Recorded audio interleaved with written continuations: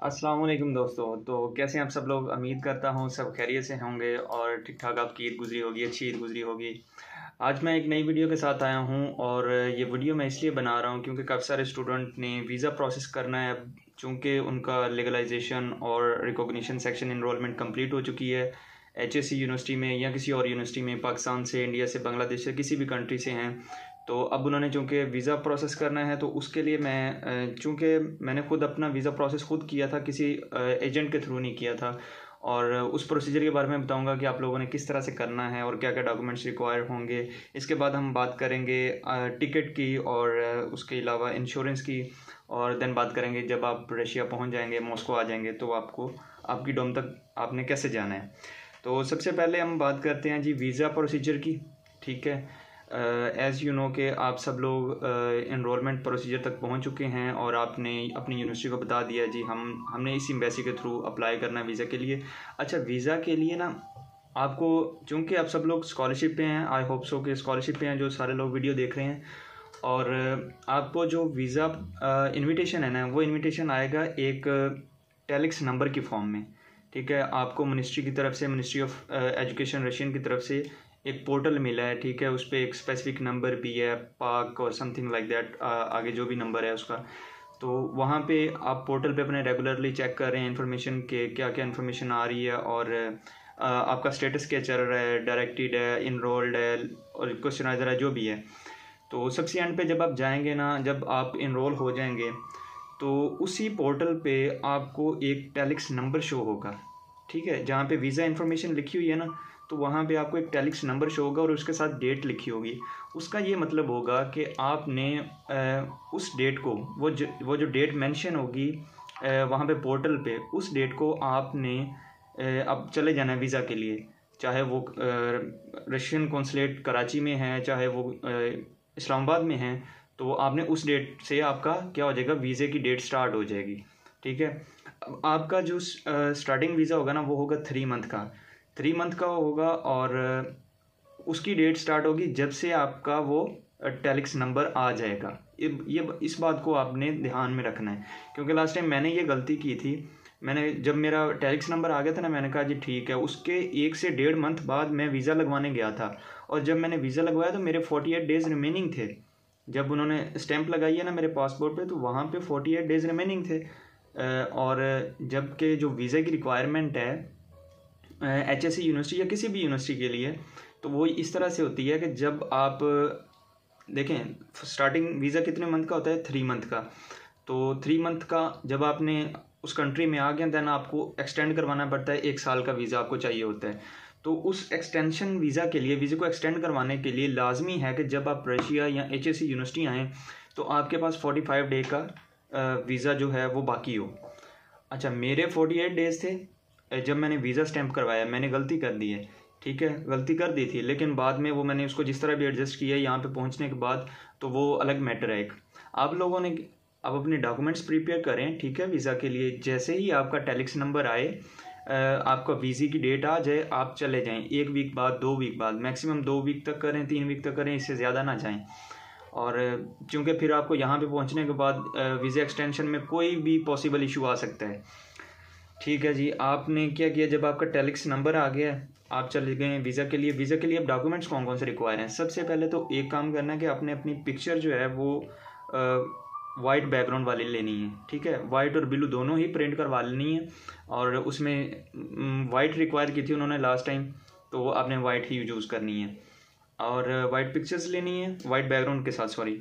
और देन उसके बाद एक फॉर्म होता है, आपको एम्बेसी की, रशियन एम्बेसी की वेबसाइट से वो फॉर्म मिल जाएगा। सिंपल सा फॉर्म है, उसको फिल करें। और बिल्कुल उसमें कोई इतनी ज़्यादा इन्फॉर्मेशन नहीं पूछी, जनरल आपकी इन्फॉर्मेशन, बेसिक इन्फॉर्मेशन पूछी है, वो उसको फिल करें। और देन उसके बाद आते हैं एजुकेशनल डॉक्यूमेंट्स। अच्छा, प्रोसीजर मेरे ख्याल से तो डिफरेंट है, लेकिन आई डोंट नो कि बाकी जो कराची से स्टूडेंट हैं उनसे आप कांटेक्ट में रहें। जो भी स्टूडेंट है जो ऑलरेडी प्रोसेस कर चुका है कराची कौंसलेट से, मैं आपको प्रोसीजर बताऊंगा अपनी इस्लामाबाद एम्बेसी का। जिस तरह से मैंने प्रोसीजर किया था वो मैं उसकी बात करूंगा। जो कि अच्छा, अब एक तो आपका पासपोर्ट हो गया। पासपोर्ट आपने ओरिजिनल मतलब लेके जाना ही जाना है। उसके अलावा पिक्चर्स होंगी, उसके अलावा आपका वो जो फॉर्म है, ठीक है, वीज़ा के लिए फॉर्म है वो लेके जाना है, ये सारा कुछ आपने खुद लेके जाना है, ठीक है। ये मैं बता रहा हूँ कि ताकि आप प्रोसीजर खुद कर सकें। इसके अलावा एजुकेशनल डॉक्यूमेंट्स होंगे डेफिनेटली।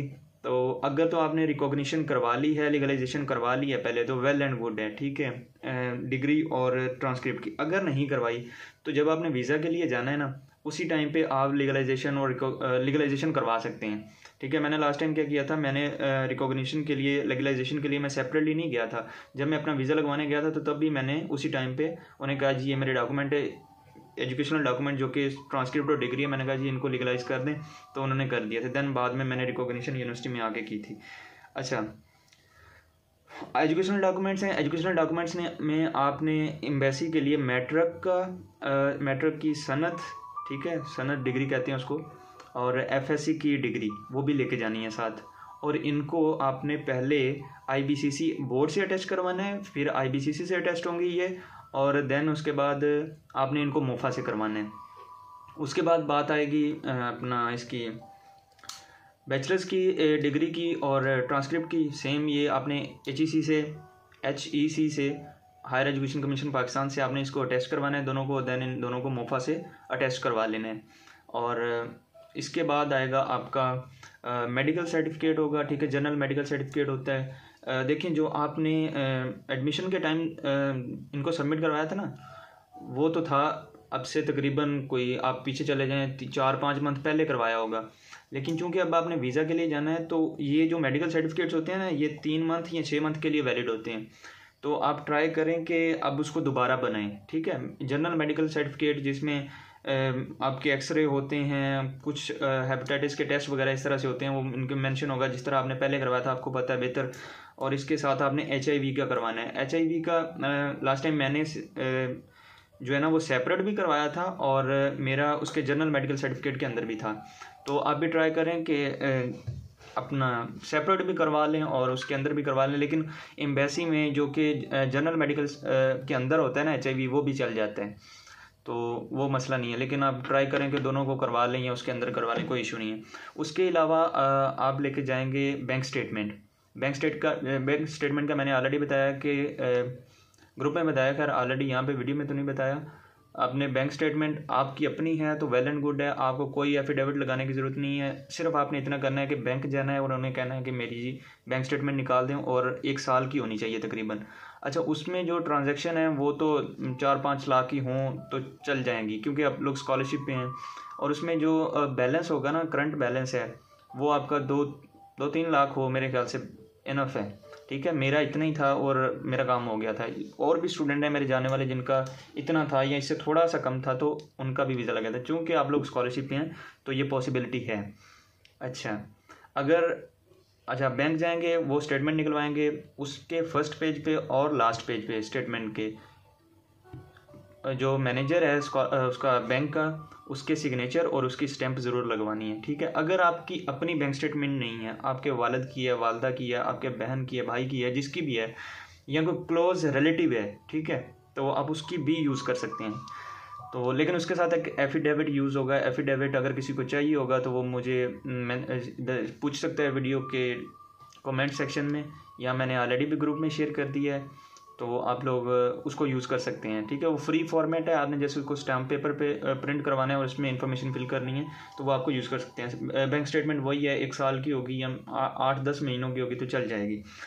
अच्छा, उसके अलावा पुलिस करैक्टर सर्टिफिकेट होगा, ठीक है।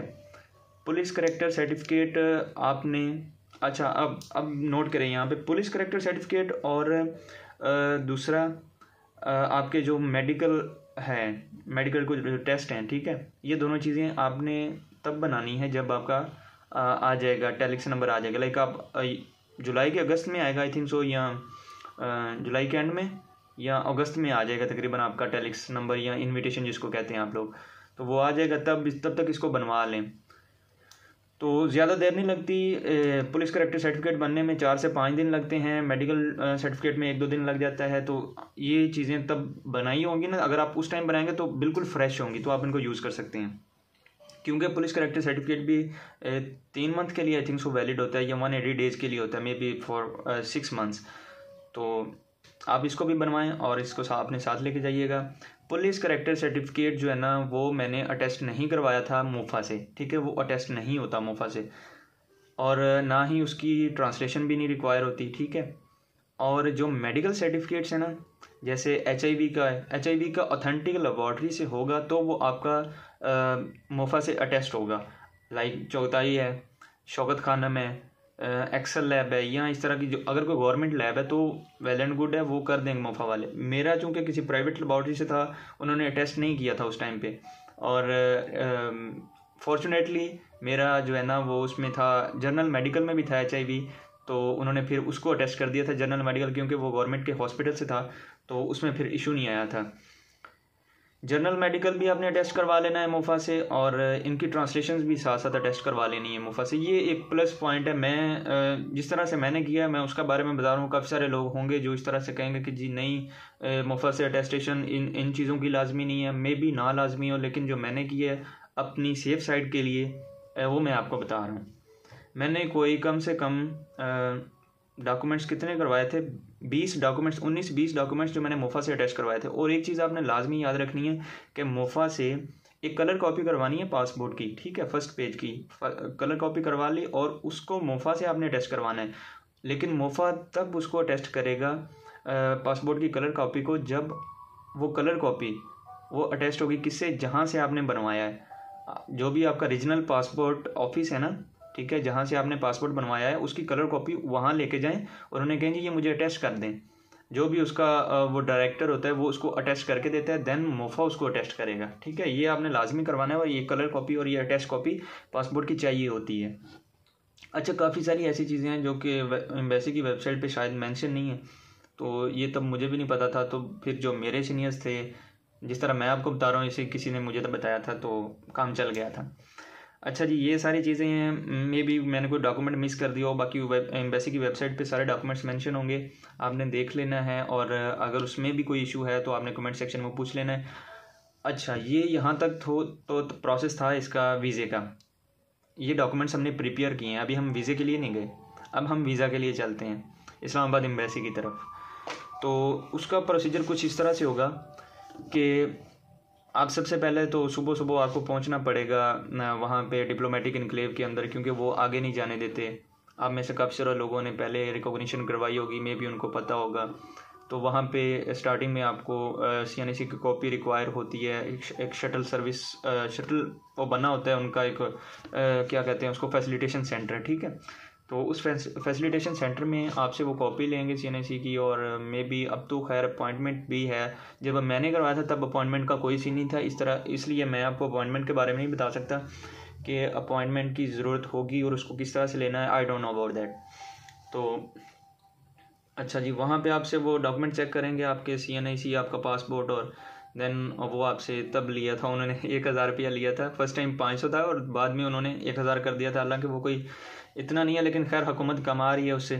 वहाँ से फिर जब आप हो जाएंगे क्लियर तो आपने अपने सारे डॉक्यूमेंट्स अपने साथ रखने हैं, मोबाइल शोबाइल कुछ भी नहीं आगे जाने देते, ठीक है। आपने सिर्फ अपने डॉक्यूमेंट्स लेके, और हाँ, वीज़े की फ़ीस अपने पास रखनी है। ये ना हो कि वीज़े की फ़ीस ना हो और आप ऐसे ही चले जाएँ वहाँ पे। वीज़े की फ़ीस थी लास्ट टाइम 13,000 रुपया था शायद, 13 से 14,000 रुपया। और अगर आपने साथ में लीगलाइजेशन भी करवानी है तो उसका पर पेज था, लास्ट टाइम जब मैंने करवाया था तो तकरीबन कोई 7,000 रुपया था। 7,000 रुपया पर पेज का है, ठीक है। अगर आपने वीज़ा अर्जेंट लगवाना है तो उसकी फ़ीस डबल होगी, आई थिंक सो के 26-27 हज़ार होगी। और अगर आपने वीज़ा नॉर्मल लगवाना है, जो कि मेरे तब लगा था 8 दिन लगे थे, ठीक है, तो अब तो मे बी टाइम बढ़ गया हो, तो उसमें मैंने 13,000 में करवाया था।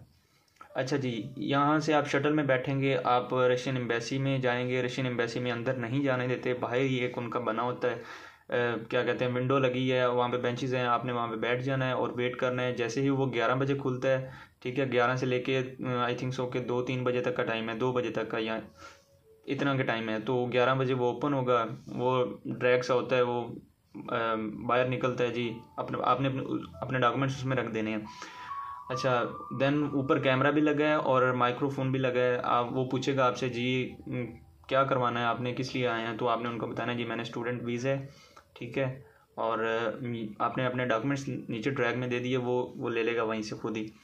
तो आपने बताना जी मैं स्टूडेंट वीज़ा है, फिर वो पूछेगा जी अर्जेंट वीज़ा है या नॉर्मल है, और सिंगल एंट्री है या डबल एंट्री है, जिस तरह से भी है। सिंगल एंट्री वीज़ा लगवाना है आपने और नॉर्मल लगवाना है, और देन वो आपसे ये पूछेगा, अगर पूछेगा तो। मुझसे नहीं पूछा था, खैर काफ़ी स्टूडेंट से कुछ पूछ लेता है, कोई किसी से नहीं कुछ पूछता। बी कॉन्फिडेंट रहना है वहाँ पे। आप पजल होंगे तो फिर उसको वो लगेगा कि यार ये तो, इसको तो कॉन्फिडेंस ही नहीं है इसमें, तो इसने वहाँ जाकर रशिया जाके क्या करना है। तो वो मुझसे कर उन्होंने कुछ नहीं पूछा था। आपसे पूछेंगे कि जी, अगर पूछा तो बताएंगे जी कौन सी यूनिवर्सिटी है, ठीक है जी, HAC यूनिवर्सिटी है, मॉस्को कैंपस है या सेंट पीटर्सबर्ग का कैंपस है, जो भी कैंपस है आपका उसका बताना है। उसके अलावा पूछेंगे जी कौन से प्रोग्राम के लिए जा रहे हैं। सिंपल से क्वेश्चन है ना, जो आपको पहले ही ऑलरेडी पता है, तो ये कोई लंबा चौड़ा काम नहीं है, बिल्कुल सादा सी बातें हैं। और आप रशिया में कैसे सर्वाइव करेंगे, वहाँ तो ठंडी बहुत होती है, तो सर्दी है यहाँ पे बहुत ज़्यादा है, तो इसका खास ख्याल रखना है। सर्वाइव कैसे करेंगे आप, स्कॉलरशिप पे हैं, और आप बताइएगा कि जी सपोर्ट कौन कर रहा है, मेरे फादर कर रहे हैं, ठीक है, या जो भी आपको सपोर्ट कर रहे हैं। तो इस तरह से ये स्टूडेंट वीज़ा के लिए। बाकी लोग जो बिजनेस वीज़ा के लिए देख रहे हैं ना भाई वीडियो, तो उनसे माजरत है, ये स्टूडेंट वीज़ा की मैं बात कर रहा हूँ। अच्छा, तो इसके अलावा वो ये क्वेश्चन करेगा सिंपल से, या अगर कुछ और भी क्वेश्चन किया इंटरव्यू के लिए तो ठीक है। इंटरव्यू इस तरह का होता है, ये बिल्कुल सिंपल सा सादा सा इंटरव्यू है। अच्छा जी, वो फिर आपको देगा, एक चालान बना के देगा, ठीक है, जिसमें आपके पैसे लिखे होंगे, और देन वो लेके आपने वहीं डिप्लोमेटिक इनक्लेव के अंदर शटल का इंतज़ार कीजिएगा, और शटल वाले को बताइएगा जी मैंने बैंक तक जाना है, उधर साथ ही बैंक है, जापान एम्बेसी के साथ है, तो आपने उधर जाके वो पे कर देना है चालान, और उसकी रिसिप्ट आपने वापस आके नहीं देनी, वो अपने पास रखनी है। एक रिसिप्ट आपको एम्बेसी वाले देंगे, वो आपके डॉक्यूमेंट्स की, या इसकी इस चीज़ की रिसिप्ट होगी कि आपके डॉक्यूमेंट्स हमारे पास आ गए हैं और वीज़ा के लिए। और एक जो रिसिप्ट होगी उसकी चालान की, ठीक है, वो आपने अपने पास रखनी है। ये दोनों रिसिप्ट्स आपने अपने पास रखनी है, और आपने चले जाना है। आपके ओरिजिनल डॉक्यूमेंट्स वो अपने पास रखेंगे, आपने उनकी कॉपीज़ भी करवानी है, ठीक है। इस चीज़ को माइंड में रखिएगा कि आपने डॉक्यूमेंट्स की कॉपीज़ भी अपने साथ रखनी है और ओरिजिनल भी रखने हैं। ओरिजिनल वो आपसे ले लेंगे, हो सकता है वो आपसे कॉपीज़ भी ले ले, और जो आप लोग साथ ट्रांसलेशन देंगे ना, तो लास्ट टाइम ऐसे हुआ था, जो मैंने ट्रांसलेशन दी थी तो वो मुझे उन्होंने वापस नहीं की थी, तो हमने उन्हें रिक्वेस्ट भी की थी कि हमें रशिया में ये रिक्वायर होगी। दे सेड के नो सॉरी, हम नहीं दे सकते इसको, तो वैसे जो भी था। खैर इन चीज़ों का आपने खास ख्याल रखना है, और एक एक ओरिजिनल की कलर कॉपीज़ करवानी है, ठीक है, याद से सब ट्रांसलेशन की, ताकि अगर वो आपकी ओरिजिनल ट्रांसलेशन अपने पास रखेंगे ना, तो आपके पास भी कुछ ट्रांसलेशन की कॉपीज़ पड़ी होनी चाहिए, जो कि आप इधर रशिया आके यूज़ करेंगे, और ये यूज़ होंगी यहाँ पे। अच्छा, आपको वो डेट लिखी होगी उस पर, जो आपको रिसिप्ट देगा जी, इस डेट को आप आ जाएं इधर वीज़ा के लिए, और आपका वीज़ा इस डेट को मिल जाएगा। जो भी टाइम, जो भी डेट होगी उसको जाएंगे आप, देन आपको वीज़ा दे देंगे, ठीक है। वीज़ा लेंगे आप अपने डॉक्यूमेंट्स चेक कीजिएगा, जो ओरिजिनल हैं अब वो आपको रिटर्न कर देंगे। देन आपने बुक करवानी है टिकट, ठीक है, टिकट बुक करवानी है। लास्ट टाइम मैं आया था कतर एयरवेज से तो वो थोड़ी महंगी थी। आजकल जो चल रही है ना, वो वैसे तो सबसे चीप रशिया के लिए फ़्लाइट है, रशिया के लिए सबसे चीप फ़्लाइट है फ़्लाई दुबई की, लेकिन वो आजकल शायद वार की वजह से उन्होंने महंगी की हुई है। तो जो आजकल चीप चल रही है वो है एयर अरेबिया, ठीक है। आप उसकी टिकट ऑनलाइन ख़ुद बुक कर सकते हैं, दोबारा बता रहा हूँ, आप ऑनलाइन उसकी टिकट खुद बुक कर सकते हैं, बजाय लोगों के पास जाने के और लोग अपना कमीशन लें, एजेंसी वाले अपना कमीशन लें। आपके पास डेबिट कार्ड, मास्टर कार्ड जो भी है, आप ऑनलाइन वेबसाइट पे जाएं और उसको बुक करें, ठीक है। सिंपल सा सलूशन है, कुछ भी नहीं है आपको करना, आप अपनी डिटेल दें और उसको बुक करें। मैं 2 बार पाकिस्तान गया हूँ, ठीक है, गया भी हूँ, आया भी हूँ, फिर गया हूँ, तो जो भी है मैंने सारा कुछ खुद ही किया है। तो आप लोग भी ट्राई करें कि खुद करें ये सारा। अच्छा जी, इंश्योरेंस जो है ना, इंश्योरेंस का भी कुछ बच्चों को कन्फ्यूजन है, ठीक है। वो एक को मैंने सजेशन दी ग्रुप में कि यार इंश्योरेंस जो है ना, मेरी सजेशन है कि आप वहाँ से 2 वीक की लें और यहाँ पे आके दोबारा। वो कह रहा है कि आप सजेशन क्यों दे रहे हैं। तो भाई अगर नहीं आपको फॉलो करना तो कोई मसला नहीं है, मैंने सजेशन देनी है। जो लोग जिन लोगों को रिक्वायर है, ये ज़रूरत है इन्फॉर्मेशन की, उन तक तो काइंडली पहुँचने दें। अगर आपको नहीं ज़रूरत, आप मेरे मैसेज को स्किप करें, आप मेरी वीडियो को स्किप करें, आप जाएं, कोई मसला नहीं है, ठीक है। जो आपको बेहतर लगता है वो करें, लेकिन जिस तरह मुझे किसी ने गाइड किया था, मैं चाहता हूँ कि आप लोगों को भी कोई गाइड करने वाला हो, और कल को जब आप यहाँ पे आएंगे तो आप दूसरों को भी गाइड करेंगे फ्री ऑफ कॉस्ट, ठीक है, कोई कॉस्ट नहीं लेनी आप लोगों ने। तो जो मैंने किया था, जो मुझे दूसरों ने बताया था, मेरे सीनियर ने बताया था, बहुत अच्छे भाई हैं, सरमत भाई हैं, मे भी आप में से कोई उनको जाने जब यहाँ पे आएँ। अब वो खैर जर्मनी चले गए हैं। और अच्छा, इंश्योरेंस का क्या सीन है कि 2 वीक की इंश्योरेंस ले लेनी है आपने किसी भी ट्रैवल एजेंसी से। उन्हें कहना है जी 2 वीक की हम इंश्योरेंस दे दें मॉस्को के लिए। तो अगर वो एयरपोर्ट पे चेक करते हैं, लेकिन सियालकोट वाली एयरपोर्ट पे चेक करते हैं, तो और भी 1-2 एयरपोर्ट्स हैं जहाँ पे चेक करते हैं, लेकिन मेरी नहीं चेक की थी। लेकिन वो आपके पास होनी चाहिए 2 वीक की, जो है ना 2,000 रुपये की या 3,000 रुपये की आती होगी, कोई ज़्यादा एक्सपेंसिव नहीं है। तो आपने वो ले लेनी है। लेने के बाद इंश्योरेंस होगी आपकी, और जब मॉस्को में पहुंचेंगे, रशिया आएंगे, यहाँ पे आके जो आपकी यूनिवर्सिटी की रिक्वायरमेंट होगी, जी ये वाली इंश्योरेंस है लेनी है आपने, तो वो आप वो ले लीजिएगा, बजाय इसके कि आप वहाँ से बैठ के देखें यार ये इंश्योरेंस है नहीं है, सॉरी, इंश्योरेंस है नहीं, अब इसको कैसे परचेज़ करना है। तो बजाय वहाँ बैठ के आप ऑनलाइन किसी एजेंट को कॉल कर रहे हों, तो पैसे ज़ाया करने वाली बात है। काफ़ी सारे लोग यहाँ पे भी फ्रॉड करते हैं, वहाँ पे भी करते हैं। तो इन चीज़ों से बचें और दूसरों को भी बचाएं, और इंश्योरेंस लें 2 वीक की, और मॉस्को पहुँचें, रशिया पहुँचें। देन यहाँ पे आके जो यूनिवर्सिटी की रिकमेंडेड होगी, जो आपके सीनियर होंगे यूनिवर्सिटी की तरफ से, जो आपके यूनिवर्सिटी की फैकल्टी स्टाफ आपको गाइड करेगा, वो इंश्योरेंस आप लें। अच्छा, इंश्योरेंस ले लिया आपने, टिकट बुक कर ली, अब आपने आना है रशिया। रशिया आना है, एयरपोर्ट पे कोई ज़्यादा क्वेश्चन नहीं होते, ठीक है। तो सिंपल सा ही, कुछ भी इतना चेकिंग वगैरह, खैर वो तो जो उनका नॉर्मल होता है वो तो उसकी चेकिंग करेंगे, लेकिन वो आपसे ये पूछेंगे कि भाई किधर जा रहे हो, कौन सी यूनिवर्सिटी जा रहे हो, किस लिए जा रहे हो, ठीक है। तो रिटर्न टिकट कोई नहीं चेक करते, ठीक है, ना ही रिटर्न टिकट। हम लोग हैं स्टूडेंट, ठीक है, हम लोग स्टूडेंट हैं, और हमने अपनी स्टडी कंप्लीट करने के बाद ही वतन आना होता है। या हमारी रिटर्न टिकट लाजमी है जी, हम 2 मंथ के लिए जा रहे हैं, 2 मंथ हम विजिट वीज़े पे हैं, उसके बाद वापस आ जाएंगे, इस तरह का सीन नहीं है, ठीक है। और वीडियो काफ़ी लंबी होती जा रही है, चलें, खैर ये चीज़ें आपको बताने के लिए ज़रूरी हैं।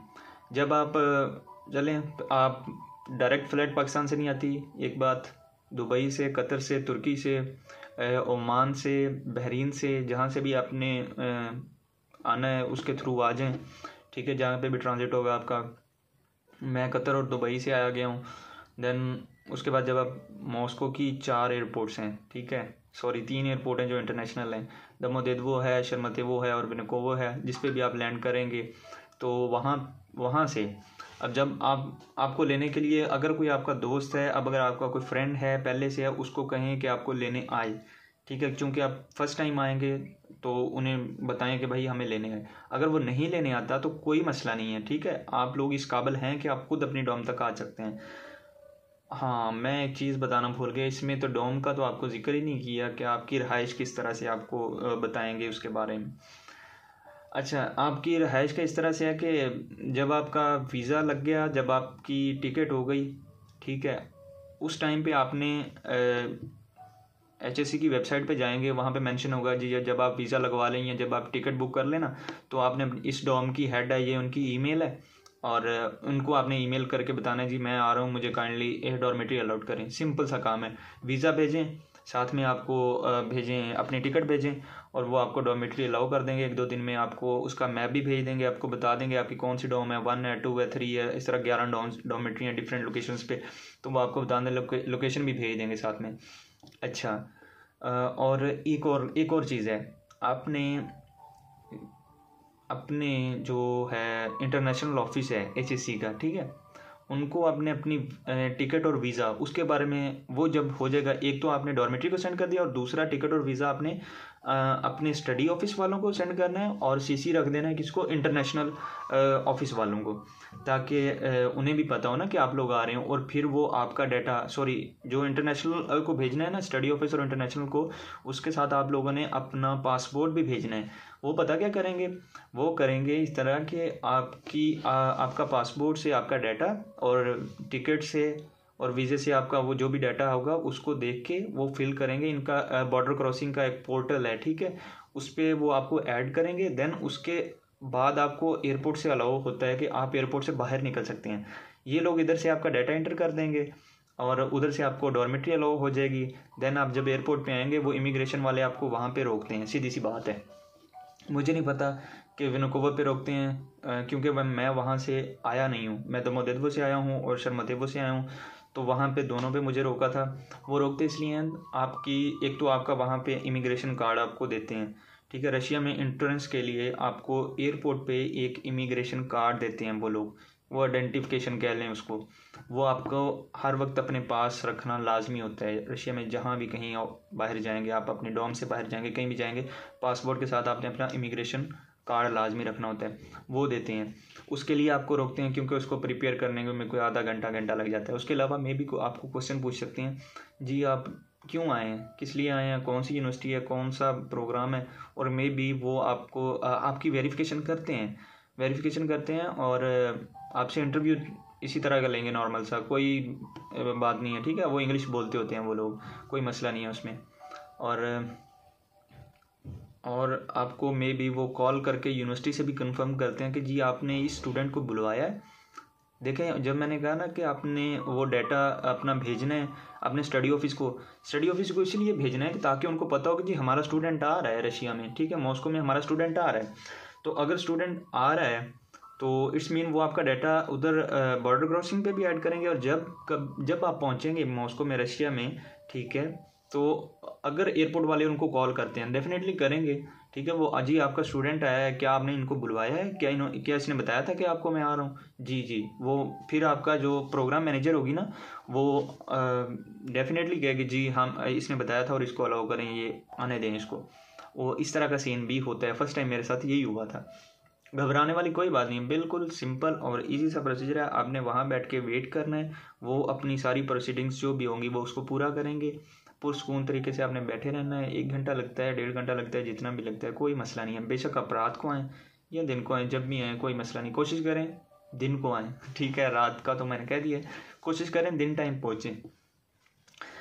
अच्छा, जब आप एयरपोर्ट पे पहुँच गए हैं, अब आप बाहर निकल आए हैं जी, और देखें 3 एयरपोर्ट मैंने बताई हैं और तीनों एयरपोर्ट से बसेस चलती हैं, ठीक है, बसेस चलती हैं तीनों एयरपोर्ट से। अगर आप चाहते हैं कि आपने टैक्सी पे आना है तो यांडेक्स टैक्सी है, एक एप्लीकेशन का नाम है, वो डाउनलोड कर लें। एक यांडेक्स मैप डाउनलोड कर लें, एक यांडेक्स मेट्रो डाउनलोड कर लें। ये 3 एप्लीकेशंस आप लोग लाजमी डाउनलोड कर लें, ठीक है। इन तीनों को आपने लाजमी डाउनलोड करना है रशिया आने से पहले, पहुंचने से पहले। तो मेट्रो इसलिए ताकि एयरपोर्ट से बस जो है ना, वो बस आप देखेंगे, किसी से पूछ लेंगे, हेल्प ले लेंगे कि जी कौन सी बस है, जाओ कि आपको करीबी मेट्रो स्टेशन पे छोड़ दे। वो बस का कोई बता देगा। वीक्यू से मेरे ख्याल से 911 नंबर आती है। इसी तरह बाकी दोनों एयरपोर्ट से कोई डिफरेंट नंबर आती जाती हैं बसेस। वो बसेस आपको आपके करीबी उस पर मेट्रो स्टेशन पे छोड़ देंगी। अगर आप बाय मेट्रो आ रहे हैं तो ये चीपेस्ट वे मैं बता रहा हूँ कि अगर आप चाहते हैं कि आपके ज़्यादा पैसे ना लगें। और एक बात मैं बताना भूल गया, एयरपोर्ट से ज़्यादा करेंसी एक्सचेंज करवाने की आप लोगों को ज़रूरत नहीं है। मिनिमम कह दिए, मैक्सिमम आप $100 एक्सचेंज करवा लें, इससे ज़्यादा ना करवाएं। वहाँ पे रेट थोड़ा कम होता है, वो काफ़ी कम रेट पे देते हैं। तो अगर आपको बेहतर लगता है आप टैक्सी के थ्रू आ रहे हैं तो वेल एंड गुड है। टैक्सी वाले थोड़े चार्ज डेफिनेटली जो उनके बनते हैं वो लेंगे वो। और अगर आप चाहते हैं कि उससे भी कम लगे तो फिर मेट्रो डेफिनेटली वे है। तो यांडेक्स मेट्रो होगी, यांडेक्स टैक्सी होगी, यांडेक्स मैप हो गया, ये एप्लीकेशंस डाउनलोड कर लेंगे तो आप उस मेट्रो के थ्रू भी आ सकते हैं। वो बस आपको मेट्रो तक छोड़ेगी और मेट्रो से आप देखेंगे कि आपकी डॉर्मेट्री तक कौन सी मेट्रो जाती है, कौन सा स्टेशन करीब है। देन आप उस मेट्रो तक पहुंचेंगे और जब आप उस स्टेशन पे पहुंचेंगे अपनी डॉर्मेट्री वालों पे, साथ ही डॉर्मेट्री है, तकरीबन सारी डॉर्म्स जो है ना इनकी HSC की, वो मेट्रो के बिल्कुल साथ साथ हैं। तो जी आप पहुंच जाएंगे और देन जब आप डॉर्म में आएंगे तो यहाँ पे आपसे ये लोग पासपोर्ट देखेंगे, वीज़ा देखेंगे आपका, और आपके जो मेडिकल सर्टिफिकेट्स हैं ना उनकी ट्रांसलेशन और वो मेडिकल सर्टिफिकेट्स ओरिजिनल जो हैं वो देखेंगे ये लोग और उनकी कॉपीज़ लेंगे, अपने पास रखेंगे। इसके अलावा रूम नंबर आपको ऑलरेडी अलाउड होगा, तो आपने रूम में आ जाना है, ये सिंपल सा काम है। और दी एंड हो गया है, आप रशिया पहुंच गए, मुबारक हो आप सबको। अगर इसके अलावा कोई भी क्वेश्चन है तो अपना वीडियो के नीचे पूछ सकते हैं, कमेंट सेक्शन में पूछ सकते हैं। मुझे टेलीग्राम पे अप्रोच कर सकते हैं, चूँकि रशिया में मोस्टली टेलीग्राम यूज़ करते हैं हम लोग। टेलीग्राम पे कर सकते हैं, इंस्टाग्राम पे कर सकते हैं, फेसबुक पे कर सकते हैं, जहाँ भी आपका दिल करता है, जो ईजी लगता है आपको। और most welcome to Russia, Moscow. मैं आपकी हेल्प के लिए अवेलेबल हूँ। Thank you so much. तो मिलते हैं नेक्स्ट वीडियो में फिर। अगर आप कहेंगे तो वीडियो बनाएंगे। अभी भी बहुत सारे लोगों ने ये क्वेश्चन पूछे थे, काफ़ी सारे थे, तो इसलिए मुझे ये इतनी लंबी वीडियो बनानी पड़ी है। तो आई होप सो कि ये आप लोगों के लिए बेनिफिशियल रहेगी। और ठीक है, अल्लाह हाफिज़ जी, थैंक यू सो मच।